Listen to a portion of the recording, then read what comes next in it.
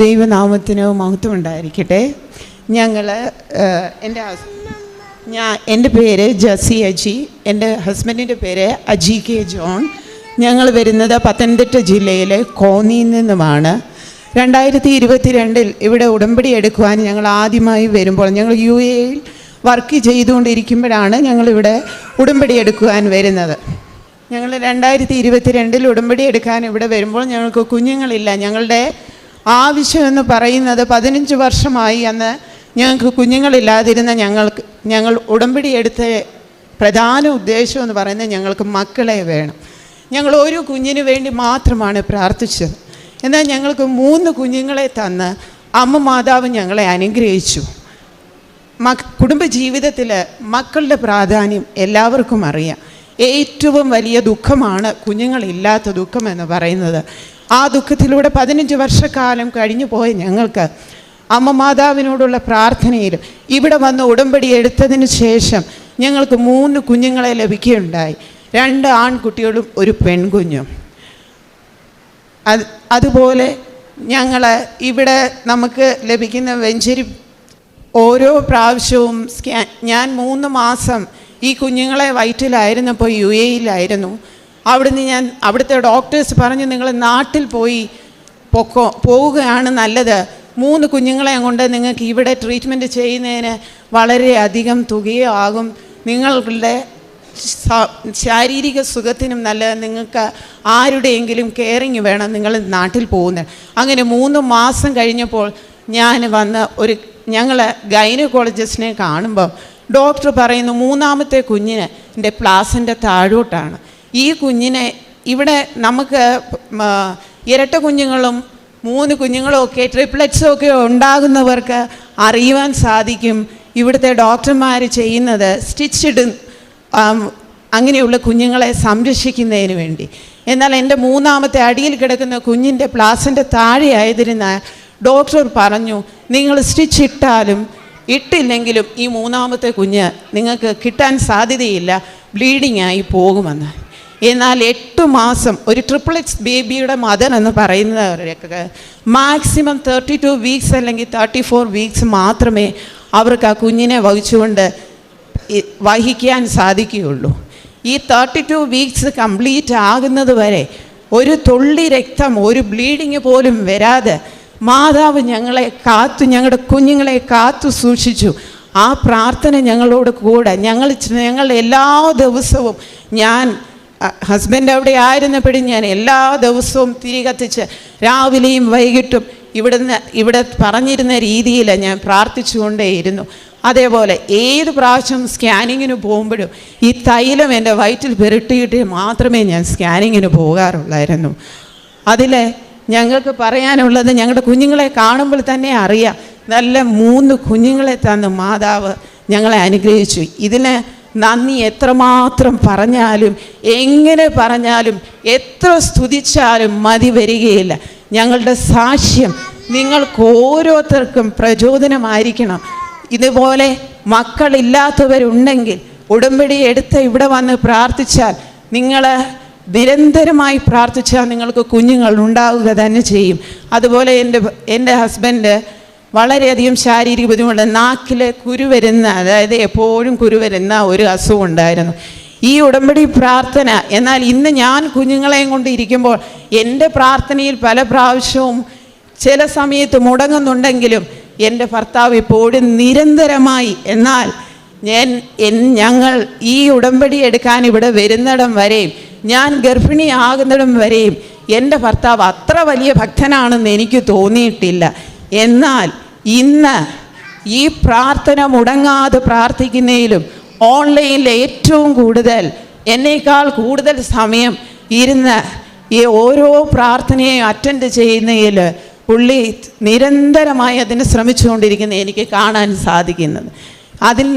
അതിന് തന്നെ ദൈവത്തിന് കോടാനുകൂടി നന്ദി, അമ്മ മാതാവിനോടും തിരുകുമാരനോടുമുള്ള നന്ദി വീണ്ടും അറിയിച്ചുകൊണ്ട് ഞങ്ങളുടെ സാക്ഷ്യം നിങ്ങൾക്ക് എല്ലാവർക്കും ഒരു പ്രചോദനമാകട്ടെ.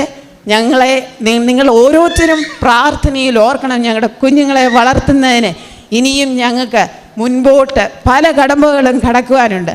അതിനിവിടെ ഇരിക്കുന്ന എല്ലാവരുടെയും പ്രാർത്ഥന ഞങ്ങൾ ചോദിച്ചു കൊള്ളുന്നു. വീണ്ടും ഞങ്ങൾ നന്ദി പറയുന്നു. ദൈവം ഞങ്ങൾക്ക് തന്ന ഈ അനുഗ്രഹത്തിന് കോടാനുകോടി നന്ദി അമ്മ മാതാവിനോടും തിരുകുമാരനോടും വീണ്ടും അറിയിച്ചു. പരിശുദ്ധ അമ്മയുടെ മധ്യസ്ഥതയിൽ ഉടമ്പടി എടുക്കുമ്പോൾ ഇവിടെ നമ്മളോട് പറഞ്ഞിട്ടുണ്ട് നമ്മൾ പ്രേക്ഷിത പ്രവർത്തനങ്ങൾ എന്തൊക്കെ ചെയ്യണമെന്നുള്ളത്.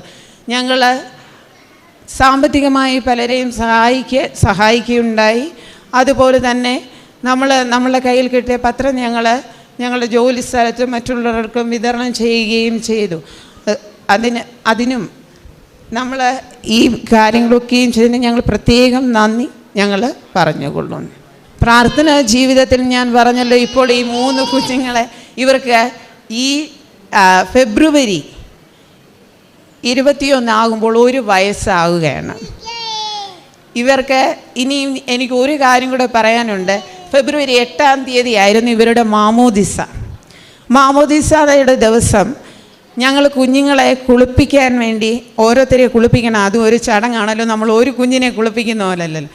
കുളിപ്പിച്ച് പള്ളിയിൽ കൊണ്ടുപോകാനുള്ള ഡ്രസ്സുകൾ ധരിപ്പിക്കുന്നതിന് മുമ്പ് നമ്മൾ ഇഞ്ചി ഉപയോഗിച്ചാണല്ലോ കുഞ്ഞുങ്ങളെ കുളിപ്പിക്കുന്നത്.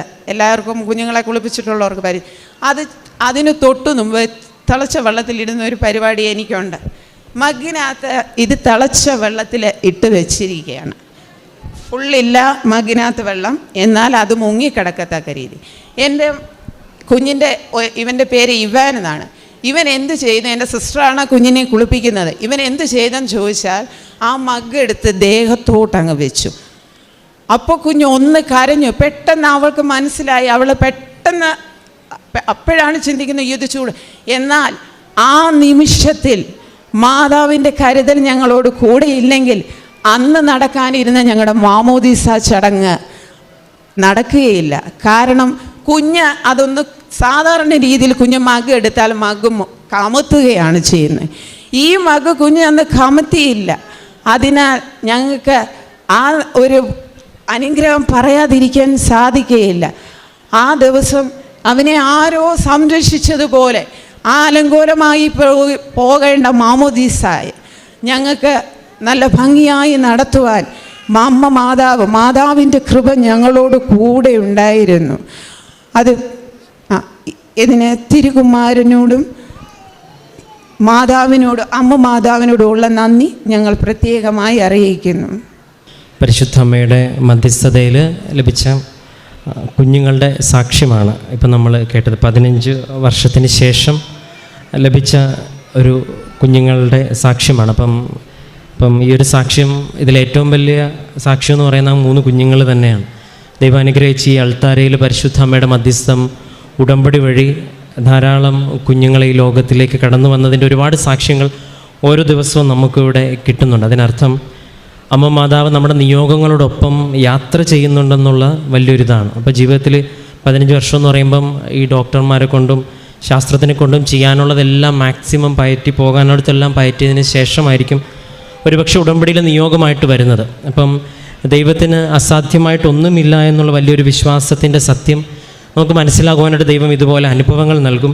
ലൂക്കായുടെ 1:36 വചനത്തിൽ സ്നാപക യോഹന്നാൻ്റെ ജനനത്തിനെക്കുറിച്ച് പറയുന്നുണ്ട്. അതായത് പരിശുദ്ധ അമ്മയോട് പറയുന്നുണ്ട്, നീ ഇനിയിപ്പം എലിസബത്ത് പൊൻ്റെയൊക്കെ പോകണം, വന്തി എന്ന് വിളിക്കപ്പെട്ടിരുന്ന അവൾക്ക് ഇപ്പോൾ 6-ാം മാസമാണ് എന്ന്. അതായത് നമ്മുടെ വിശ്വാസം ഇങ്ങനെ മുന്നോട്ട് പോകുമ്പം അപ്പം ഈ ഒരു സുവിശേഷം ഇനിയിപ്പം ഈ കുടുംബം വായിക്കുമ്പോൾ അവർക്കതിൽ സംശയം ഉണ്ടാകത്തില്ല. കാരണം ദൈവത്തിന് അസാധ്യമായ ഒന്നുമില്ലെന്ന് വ്യക്തമായിട്ട് ജീവിതത്തിൽ അനുഭവിച്ചവർക്കാണ് വചനം വായിക്കുമ്പോൾ അത് കണക്റ്റഡായിട്ട് തോന്നുന്നത്. അതുകൊണ്ടാണ് ഇവിടെ ഏറ്റവും കൂടുതൽ ആവർത്തിക്കപ്പെട്ട് പറഞ്ഞിട്ടുള്ളൊരു വചനം എന്ന് പറയുന്നത് അത് തന്നെയാണ്, ദൈവത്തിന് അസാധ്യം. അപ്പം അങ്ങനെ ഓരോ ജീവിതത്തിൻ്റെ നിയോഗങ്ങളെ ദൈവത്തിന് സമർപ്പിച്ച് എല്ലാം അടയുമ്പോഴും ദൈവം നമുക്ക് കൃപ നൽകുന്നുള്ള വിശ്വാസത്തിൽ പ്രാർത്ഥിക്കുമ്പോൾ വിശ്വസിക്കുന്നവർ നിങ്ങൾ മഹത്വം ദർശിക്കുമെന്ന വചനത്തിനെ പോലെ ഇപ്പം കർത്താവ് ലൂക്കായുടെ സുവിശേഷത്തിൽ പറയുന്നുണ്ടല്ലോ, നമ്മൾ ചോദിക്കുമ്പോൾ കൊടുക്കുമ്പോൾ നമ്മൾ അതായത് മറ്റുള്ളവർക്ക് വേണ്ടി മാറ്റിവെക്കുമ്പോൾ നിറച്ച് അളർന്ന് നിങ്ങളുടെ മടിയിലേക്ക് ഇട്ട് തരുമെന്നുള്ളൊരു വചനമുണ്ട്. അമർത്തി കുലുക്കി നിറച്ചളർന്ന്. അതുപോലെ ദൈവം ദാനമായി നൽകിയ മക്കളെ ഇനിയും ദൈവകൃപയിൽ അനേകർക്ക് സാക്ഷ്യങ്ങളായി വളർത്തുവാൻ ഈ മാതാപിതാക്കൾ കഴിയട്ടെ എന്നും ദൈവം പരിശുദ്ധ അമ്മ വഴി നൽകിയ കുഞ്ഞുങ്ങളെ പ്രതി നമുക്ക് കരങ്ങളടിച്ച് ദൈവനാമത്തിന് മഹത്വം ഉണ്ടാകട്ടെ എന്ന് പ്രാർത്ഥിക്കുകയും